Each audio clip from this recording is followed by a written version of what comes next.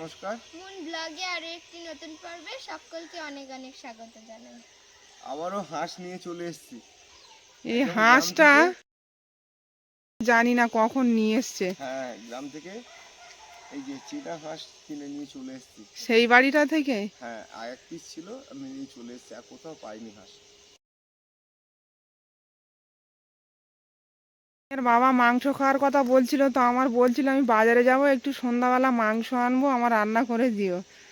তো আমি বললাম তো আমি তো মাংস খাবো না, তুমি তোমার মতো নিয়ে আসবে মুন, আর তুমি খাবে। তো এসে দেখছি ও হাঁস কিনে এনে। পুরো পর্বটার সাথে থাকুন, আশা করছি ভালো লাগবে। একদম। চলো। তুমি গরম জলটা একটু বসিয়ে দাও। শীত পড়লেই আমাদের বাড়ি সবাই হাঁসের মাংস খাওয়ার জন্য ব্যস্ত। তো একটু গরম জল বসিয়ে দাও, আমি এদিকে হাঁসটাকে কমপ্লিট করার চেষ্টা করব। আর রান্না বান্না করবো আজকের আমি। মুনের বাবাই আজকে রান্নাটা করবে কাঠের জালে।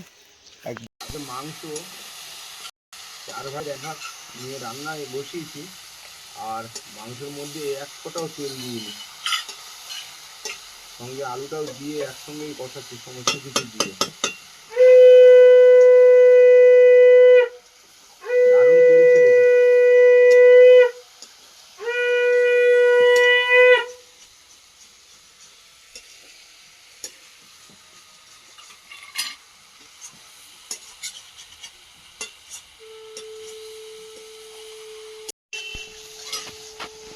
এক ফোঁটা জলও দিইনি আর এক ফোঁটা তেলও দিইনি। হাঁসের মাংস দিয়ে এত তেল বেরোচ্ছে, আর আজকে হাঁসটাকে পুড়িয়ে নিয়েছিলাম। সেটা যদিও ভিডিও করিনি, কিন্তু হাঁসটা যে পুড়িয়েছি এত তেল বেরিয়েছে, দারুণ হয়েছে পোড়ানোর কারণে। লোমগুলোও সুন্দর ফুলে গেছে আর কাঠটা দারুণ জ্বলছে। মাংস এরকম কাঠের জালে রান্না করতেও দারুণ লাগে। কড়াইতে নিবি দিয়ে দিয়ে এক ফোঁটা জল দিবি তো, আর মাংস দিয়ে তেল ছেড়েছে এত সুন্দর। সামান্য মাংস নিয়েছি, আলুটা বেশি দিয়েছি। এখনো কষানো হয়নি, অনেকক্ষণ ধরে কষাতে হবে, তাহলে স্বাদ আসবে ভালো। এই তো অনেক আধ ঘন্টা ধরে কষাচ্ছ। দারুণ সেন্ট বেরোচ্ছে। বাহ, আজকে দারুণ রান্না হচ্ছে। এক ফোঁটা জল দিইনি গো তোমার। তেলও দাওনি? না। গন্ধটা তো দারুণ বেরোচ্ছে। পুরো হাঁসের তেলে রান্না হচ্ছে। এইভাবে খেলে শরীর খারাপ করে না, বেশি তেল না দেওয়া ভালো। আর মাংসটাও 4 ভাগের 1 ভাগ রান্না করতে নিয়েছি। এই যে মাংসটা সম্পূর্ণই রাখা রয়েছে। সব মাংস খেতেও পারিনি। তুমি পিস করে নেবে, পিস করে নিয়ে রাখলে আরো ভালো হতো। আমি তো নিয়ে দিয়ে আসতে যাবো, তাহলে আর হবে না। তাহলে এটা ফ্রিজে ঢুকিয়ে দাও। মাংস এখনো সেইভাবে সব পিস করা হয়নি। সামান্যটুকু নিয়েছি, বললাম না 4 ভাগের 1 ভাগ নিয়েছিলাম, কালো কালো দাগ হয়ে গেছে সব। পোড়ানোর কারণে তেলও বেরিয়েছে। দেখো 1 ফোঁটা তেল দিইনি, কি হারে তেল ছাড়ছে।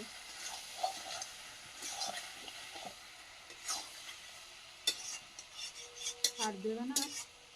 না, হয়ে গেছে তো, জল ঢেলে দিলেই হয়ে যাবে। না কষাবো অনেকক্ষণ ধরে, ঢাকনাটা লাগবে। ঢাকনা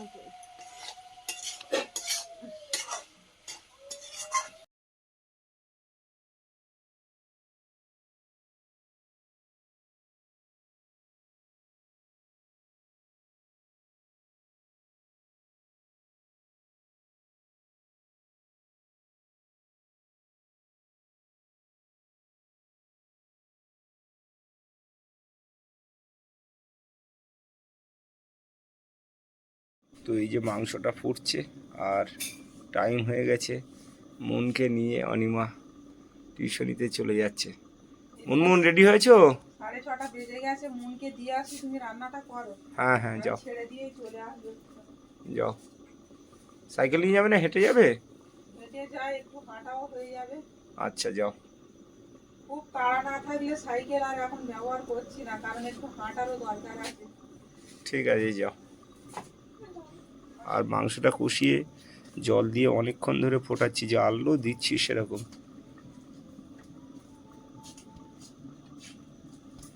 তো আমি মাংসটা খুলে দেখে নেব। দারুণ ফুটছে।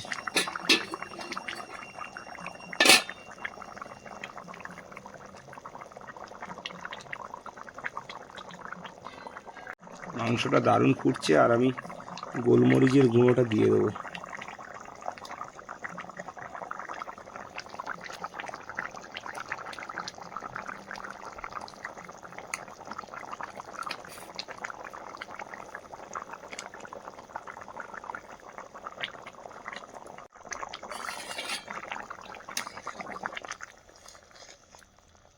হাঁসের মাংস দারুণ সেন্ট আসছে, আর অনেকক্ষণ ধরে ফোটাবো, আরও ফোটাবো আমি।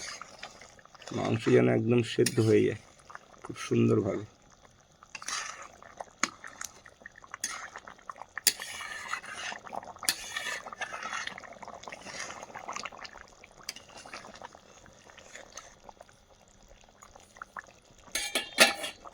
আবারও ঢেকে দেবো।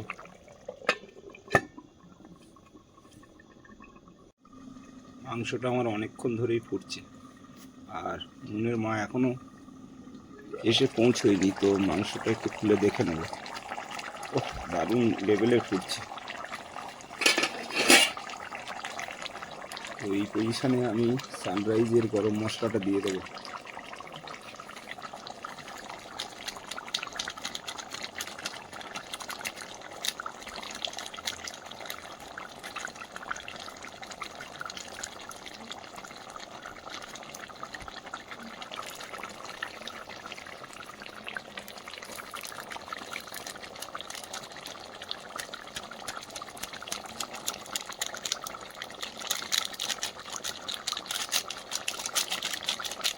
মশলাটা আমি পুরোটাই দিয়ে দিলাম, যেহেতু হাঁসের মাংস মশলাদার হলে ভালো লাগবে। একটু ঘাঁটা দিয়ে দেবো।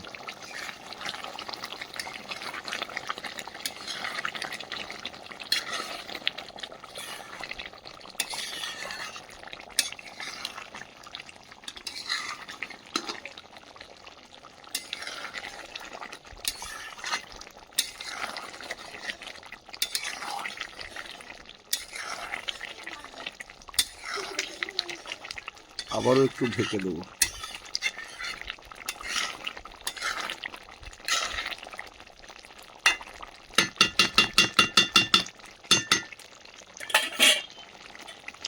মাংসটা আমার রেডি হয়ে গেছে।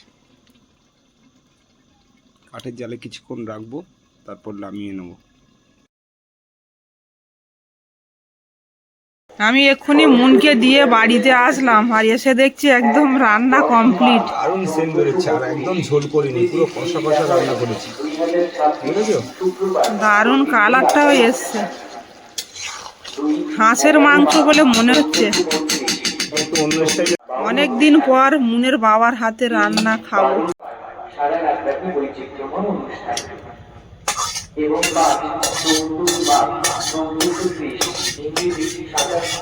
একদম মাখা মাখা রান্না হয়েছে হাঁসের মাংস। কাঠের উনুনে আগুন গনগন করছে, দেখো। আগুনের জালে রান্না করতে আমি খুব দারুণ মজা। মুনকে টিউশনি থেকে এনে ভাত খেতে বসে গেছে সবাই। মুন আর মুনের বাবা, এই যে মুনের জন্য এতক্ষণ ধরে ওয়েট করছিল। আমি ওইদিকে ভাত বেড়ে নিয়েছি। হ্যাঁ, দিয়ে দাও, একেবারে দিয়ে দাও, খেয়ে শুয়ে পড়বো। অনেকটা রাত হয়ে গেছে, অল্প দাও, বেশি দিও না। খাও, তারপর আবার নেব। মুন কেমন হয়েছে? দারুণ। আজকের একদম তেল দেয়নি, আর ঝোলে তেলও নেই, শরীর খারাপ করবে না খেয়ে। খাও। কত জল দিয়েছিল, আর এখন একটুও নেই। ভালো হয়েছে না তরকারি? এখন 10:30 বাজে, আর মুনকে এক্ষুনি নিয়ে এলাম টিউশনি থেকে। এতক্ষণ সবাই বসেছিল, মুন আসলে খাবো বলে একসঙ্গে। ঝাল হয়নি না? ঠিক আছে, খাও। বসে যাও।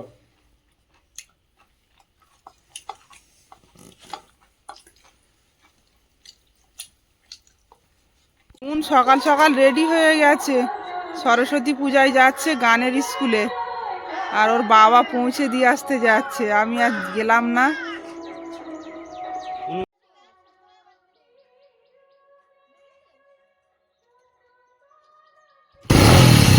গানও বাজছে প্রচুর পরিমাণে। আমাদের এখানে তো খুব বড় করে সরস্বতী পূজা হয় সকাল থেকে।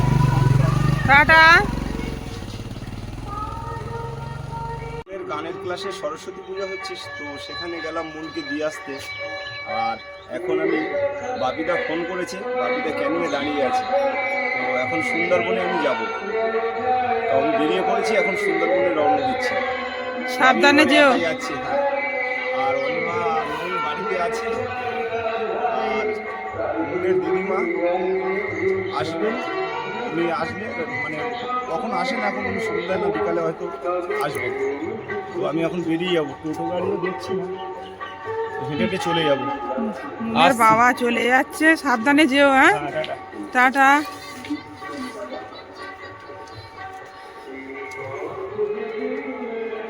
আমি আর মন বাড়ি থাকছি, আর ওরও মোনালিসার দেখার জন্য একটু মনটা খারাপ হচ্ছে। অনেক দিন থেকে বলছে যে মোনালিসার কথা মনে পড়ছে খুব।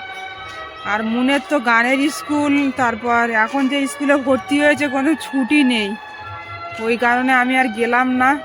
কামাই হয়ে এমনিতে আগে অনেক কামাই হয়ে গেছে, আর কামাই করাতে চাচ্ছি না, তো ওই একা যাচ্ছে। আর মন তো পূজায় থেকে এখনো বাড়ি ফিরিনি, বাড়িতে একদম একা আমি। মন সরস্বতী পূজায় অঞ্জলি দিয়ে বাড়ি চলে এসছে। আর কি খেতে দিল মন আন্টি? আর এটা হচ্ছে মুনের বান্ধবী, দুজন একসঙ্গে টিউশনি পড়ে, একই স্কুলেতে পড়ে। আর এবছর তো নন্দিনী আসেনি এদিকে, নন্দিনীর সঙ্গে অন্যান্য বছর ঘোরে, তো এবছর নন্দিনী আসেনি। এবছর পিঙ্কি আর মন। আর ওদিকে পিঙ্কির বোন আজকে শাড়ি পরেনি কেন? শাড়ি পরবে না, ওর ভালো লাগছে না। ও একদম আলাদা, পরার জন্য কাঁদছেও না, না খুব ভালো। পরার জন্য